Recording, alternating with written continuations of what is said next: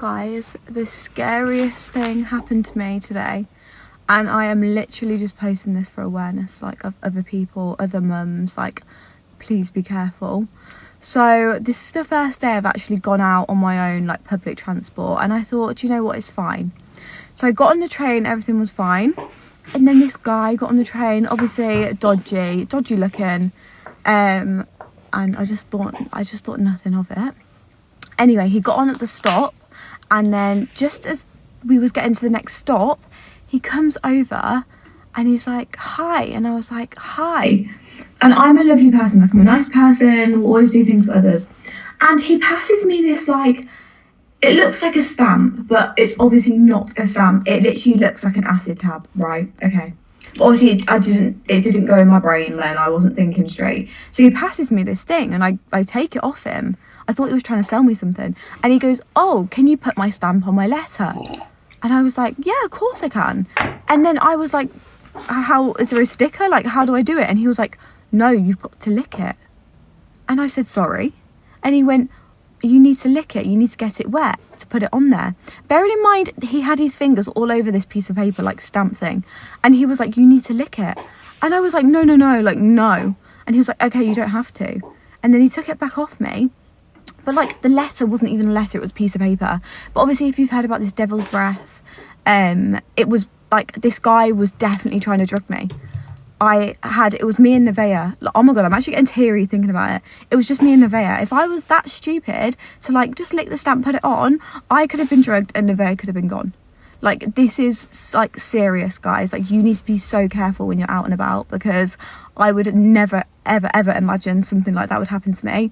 And then he got off at the stop, but before he actually got off at the stop, he was looking in the pram and he was going, don't wake the baby, like, as if he was putting a spell on her. He was like, don't wake the baby, don't wake the baby. She was wide awake.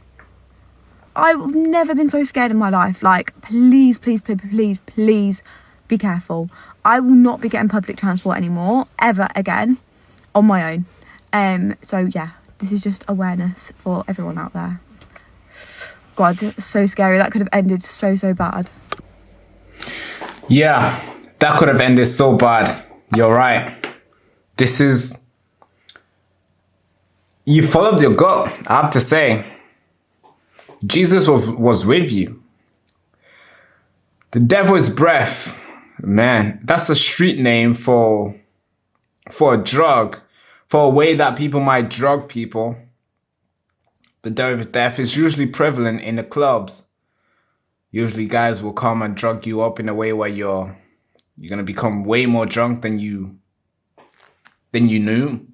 You probably didn't even drink, or maybe you took a little sip of normal alcohol that you had, and they will do something to you and you'll become so drunk to the point where now you need somebody to take care of you. You won't be as coherent as you were. You won't be as strong to take care of yourself for the whole night, and then they'll take advantage of you, meaning they'll act like they came in the club with you and they will leave with you, and they will take you, either they will take you to your place, or most likely they're gonna take you to their place, and then obviously bad stuff happens not from just there, but obviously bad things happen in the club too when they did that to you. But yeah, it just gets worse from there. Man, that's crazy.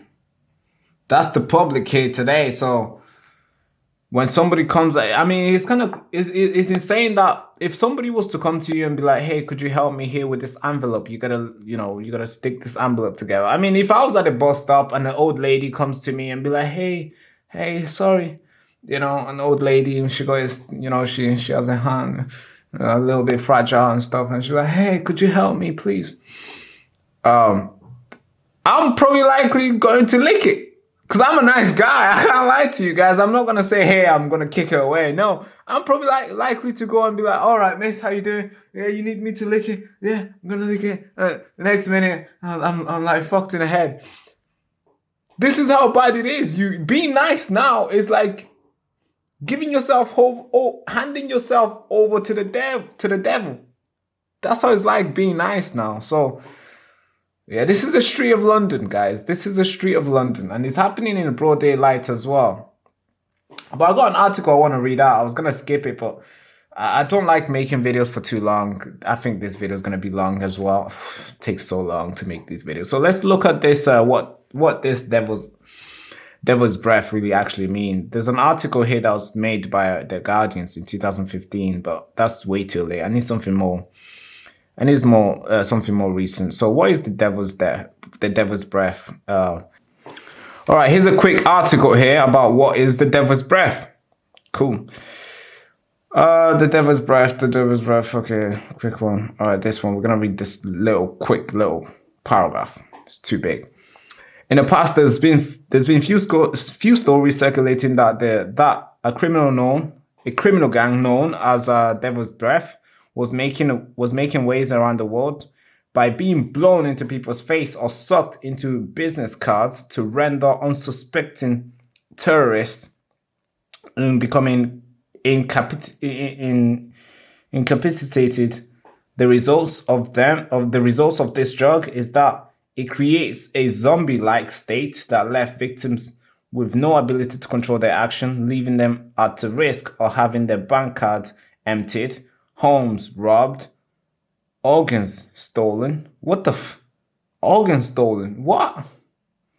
Or raped by a street criminal gang. But these stories are often sensationalized as a part of the urban legend or a factual crime scene. Yeah, that's dangerous. Organs stolen. Okay, all right, that's dangerous. This is what's happening in London. They can take your organs. This is it. That's crazy. I actually want to read this whole thing later on. I want to get to know more about this devil's breath. I don't even know what that is. Our country is built on an idea.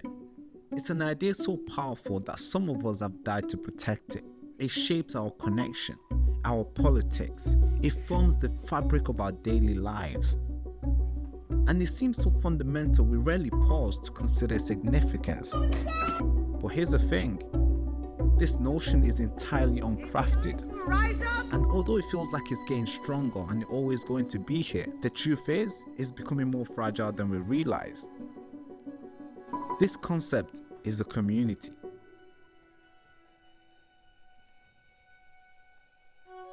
It's built when people with shared interests, value and goals come together, interact regularly, support each other and work towards a common objective, creating a sense of belonging within the group.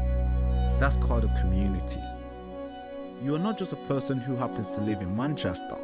You are Mancunian, or Londoner, or Brummy, or Scouse. With what our leaders are doing, we are slowly losing this community. So let's stop for a moment to learn why this idea has existed forever and how it got us here. Because once you do, it makes sense why we should keep this concept alive. So help me build this community.